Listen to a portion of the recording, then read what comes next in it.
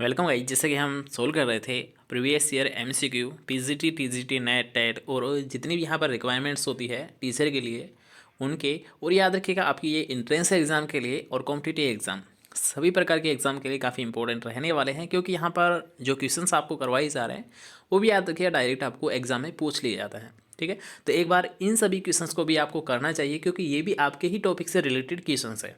ठीक है, तो यहाँ पर आपको पता चल जाएगा कि कैसे क्वेश्चंस पूछे जाते हैं और कौन कौन से क्वेश्चंस को आपको ज़्यादा हाईलाइट मतलब पढ़ना चाहिए। ठीक है, तो यहाँ पर हमने पार्ट फर्स्ट था हमने ऑलरेडी कवर कर लिया है, तो ये हमारा सेकंड पार्ट रहने वाला है जिसमें हम 20 क्वेश्चंस को फिर से सोल्व करेंगे। 20 क्वेश्चंस हमने कर लिए हैं, चलते हैं 20 क्वेश्चन की ओर। तो 20 क्वेश्चन हमारा था कि डिस्क हैरो की भेदन गहराई कितनी होती है, तो या फिर किसके द्वारा बढ़ाई जा सकती है, क्वेश्चन ये पूछा गया था। तो याद रखिएगा अगर आपको पूछा जाता है भेदन गहराई डेप्थ ऑफ पेनिट्रेशन, तो इसे याद रखिएगा जो गैंग एंगल होता है, जो टिल्ट एंगल होगा तो डिस्क एंगल होता है।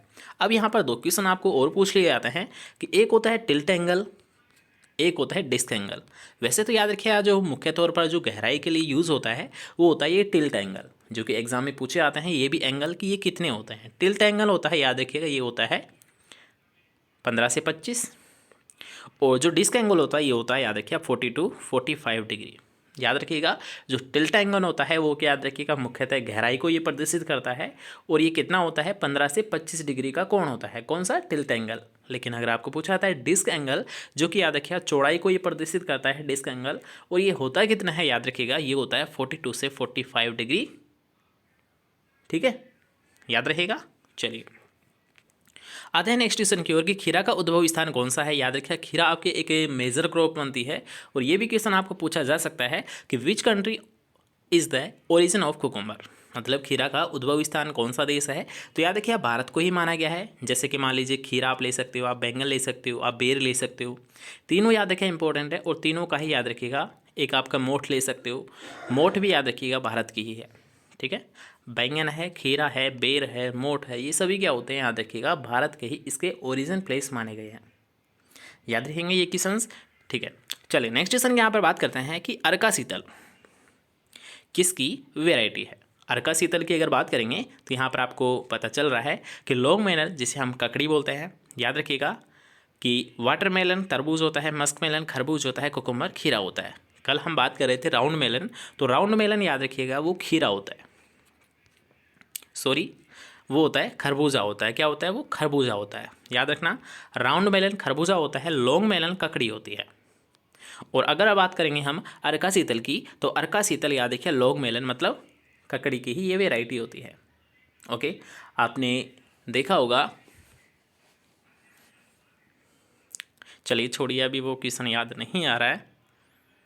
लैला की कुछ था ऐसा, चलिए छोड़िए उस क्वेश्चन को। बस यहाँ पर याद रखिएगा अर्का शीतल है जो कि काफ़ी इंपॉर्टेंट वेराइटी है, और एक इसकी याद रखिए लॉन्ग मेनर या ककड़ी की वेराइटी है। नेक्स्ट क्वेश्चन काफ़ी इंपॉर्टेंट क्वेश्चन ये बनता है, और ये क्वेश्चन डायरेक्ट आपको एग्जाम में पूछ लिया जाता है कि लिटिल लीफ ऑफ ब्रिंजल, मतलब बैंगन में जो छोटी पत्ती रोग होता है, लिटिल लीफ ऑफ ब्रिंजल मतलब जो बैंगन का लिटिल लीफ रोग होता है ये किसके द्वारा होता है, या फिर इसको फैलाने का कार्य किसके द्वारा किया जाता है। दोनों ही क्वेश्चन आपको पूछे आते हैं। तो यहाँ पर जो क्वेश्चन पूछा गया है वो पूछा गया याद रखिएगा इसको प्रसारित मतलब इसको फैलाने का कार्य कौन करता है, ट्रांसमिट करने का कार्य कौन करता है। तो ये तो करता है याद रखिए लीफ होपर। अब यहाँ पर याद रखिएगा ये होता किसके द्वारा है, सबसे पहले माइकोप्लाज्मा के द्वारा होता है, या फाइटोप्लाज्मा जिसे आप बोलते हो, जिसे आप एमएलओ बोलते हो, माइकोलाइज। ठीक है, माइकोप्लाज्मा आप बोल सकते हो, फाइटोप्लाज्मा आप बोल सकते हो, एमएलओ आप बोल सकते हो। ठीक है, याद रहेगा कि अब इसको फैलाने का कार्य किसके द्वारा किया जाता है, लीफ होपर के द्वारा किया जाता है, पत्ती भेदक के द्वारा किया जाता है। कैसे याद रख सकते हो, लिटिल लीफ मतलब इसका जो इफेक्ट पड़ता है छोटी पत्ती रोग का, ये क्या पड़ता है, पत्तियों पर पड़ता है। तो इसको जो फैलाने का कार्य करेगा वो भी क्या होगा, पत्तियों पर ही डिपेंड रहेगा।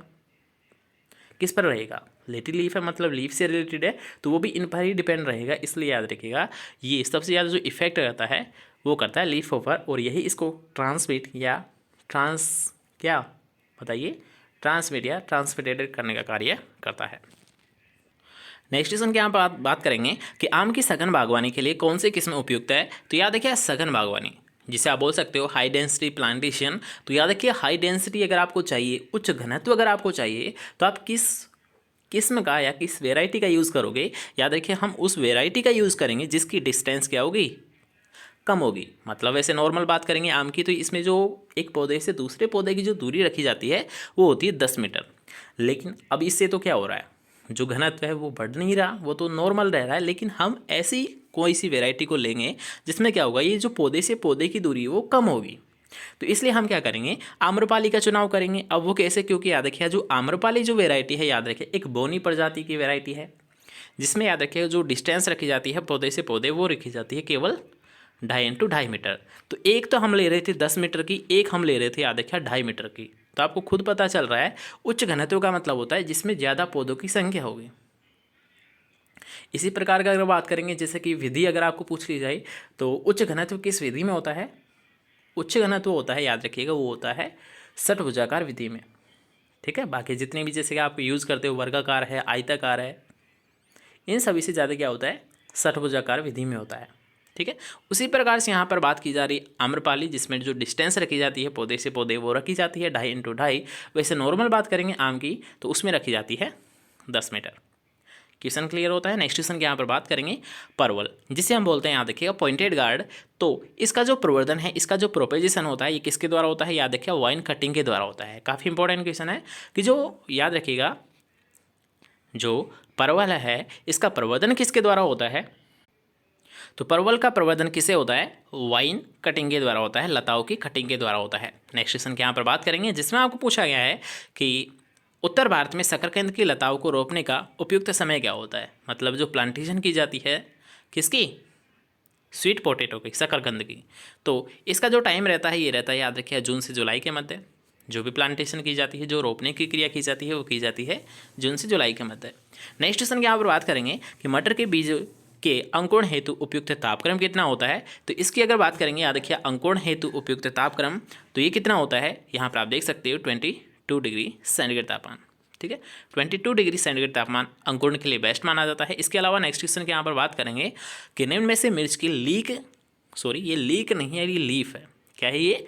लीफ कर्ल वायरस के प्रतिरोधी प्रजाति कौन सी है? प्रतिरोधी का मतलब याद रखिएगा कि इसमें ये रोग कम होता है या न के बराबर होता है। ठीक है, तो ऐसी कौन सी वैरायटी है, वो याद रखिए, आपको होती है पूसा ज्वाला, जिसमें क्या होता है, जो लीफ कर्ल जो डिजीज़ होती है, एक मुख्य डिजीज़ होती है मिर्च की, जिसको फैलाने का कार्य किसके द्वारा किया जाता है? थ्रिप्स के द्वारा किया जाता है। ठीक है, तो यहाँ पर हम बात कर रहे हैं मिर्च के लीफ कर्ल वायरस की। तो इसकी प्रतिरोधी जो वेराइटी होती है, जो किस्म होती है, वो होती है, याद रखिएगा, पूसा ज्वाला होती है। इसके अलावा जैसे कि हम बात करेंगे कि फूल गोभी के लिए बीज दर ग्राम प्रति हेक्टेयर में यहाँ पर हम बात करेंगे, तो सीड रेट याद रखिए आपका एक मेजर पॉइंट है, मतलब मेजर टॉपिक है। और आपको सभी जितनी भी आपकी क्रॉप है सिलेबस में, उन सभी की सीड रेट आपको पता होना चाहिए। सबसे पहले याद रखिए, सीड रेट आपको सभी का पता होना चाहिए। इनका प्रवर्धन किससे होता है, प्रोपेजेशन किससे होता है, ये भी आपको पता होना चाहिए। और इनका ओरिजिन प्लेस क्या होता है, ये भी आपको पता होना चाहिए।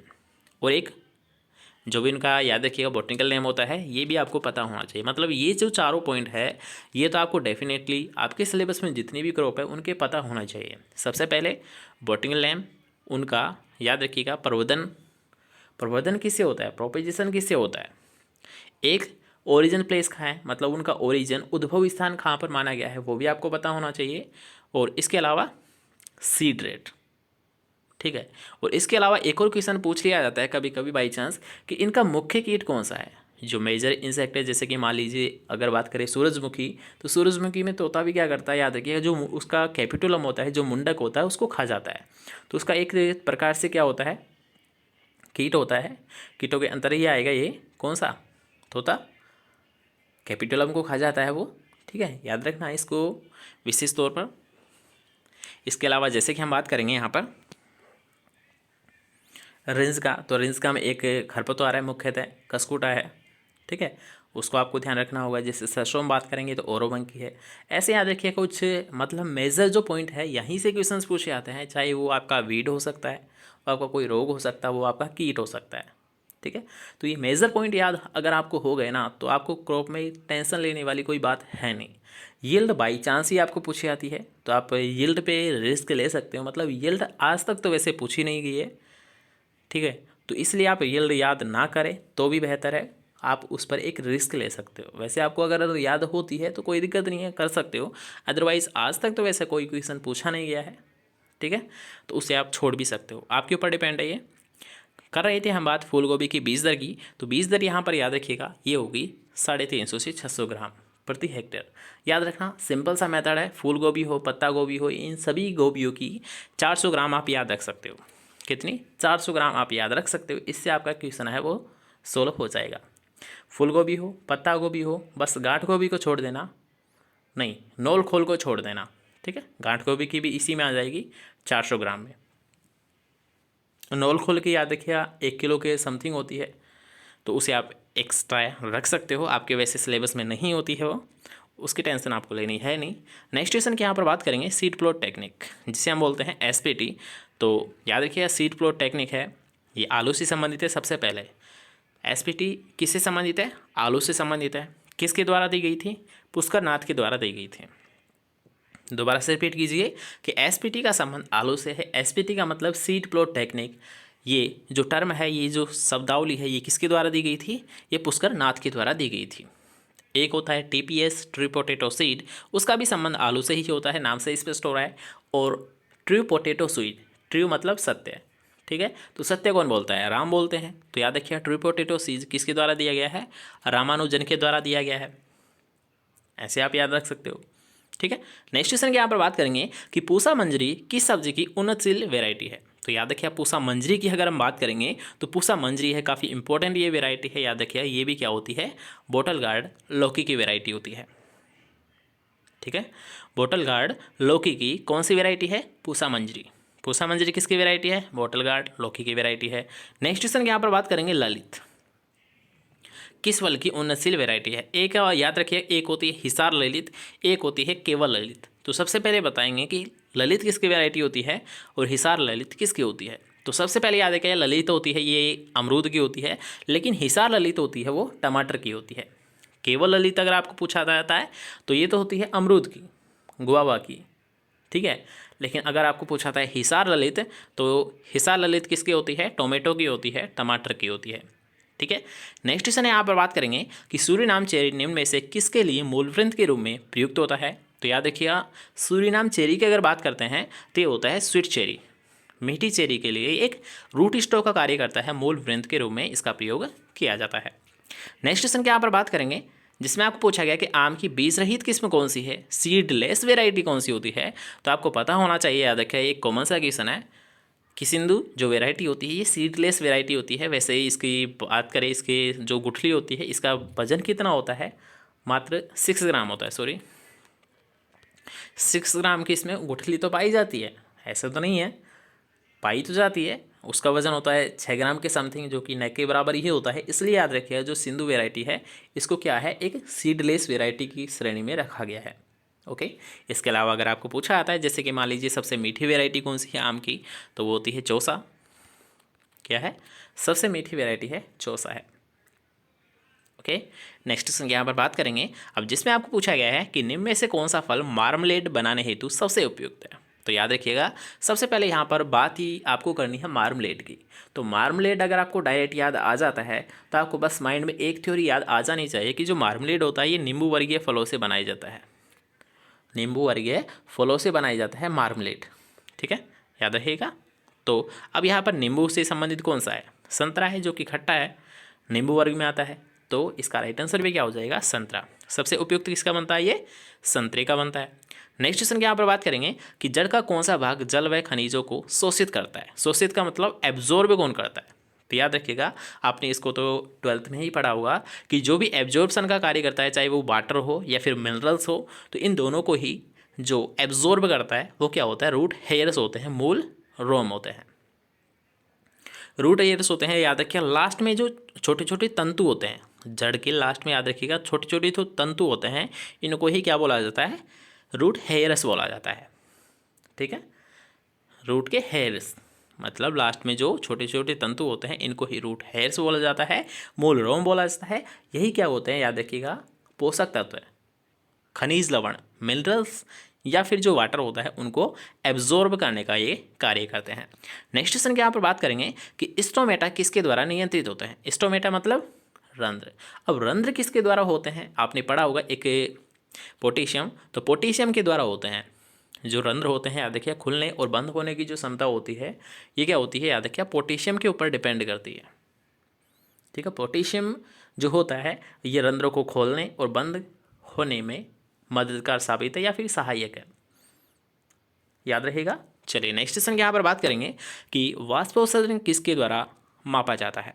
जो ट्रांसपिरेशन की जो घटना होती है इसके किसके द्वारा मेजर्ड किया जाता है, तो इसको मेजर किया जाता है पोटोमीटर के द्वारा। ठीक है, किसके द्वारा किया जाता है, पोटोमीटर के द्वारा वाष्पोत्सर्जन क्रिया को मापा जाता है। नेक्स्ट क्वेश्चन की यहाँ पर बात करेंगे कि कैल्शियम किसका एक प्रमुख अवयव होता है। तो कैल्शियम की अगर बात करेंगे तो कैल्शियम तो आपको पता ही है क्लोरोप्लास्ट का है, क्लोरोप्लास्ट का है। नेक्स्ट क्वेश्चन है जो कि लास्ट क्वेश्चन रहने वाला है कि अनार की जाल और सीडलेस जो वेराइटी होती है या फिर जिसे आप बोल सकते हो कि जाल और बीज रहित जो प्रजाति होती है ये किस राज्य में उगाने के लिए रिकमेंड की गई है। मतलब ज़्यादातर इसको वहाँ पर उस क्षेत्र में इसको उगाना चाहिए, ये बोला गया था। ये किस स्टेट के बारे में बोला गया था, ये बोला गया था याद रखिए राजस्थान के लिए। मतलब जो जालोर सीडलेस जो वेराइटी है, जालोर बीज रहित जो वेराइटी है, ये किसकी है, याद रखिएगा सबसे पहले तो अनार की वेराइटी है। दो क्वेश्चन यहाँ पर बनेंगे, एक होती है जालोर सीडलेस जो कि किसकी होती है, अनार की वेराइटी होती है, जिसको मुख्य रूप से राजस्थान के लिए रिकमेंड किया गया है, राजस्थान में इसे मुख्य रूप से उगाया जाता है।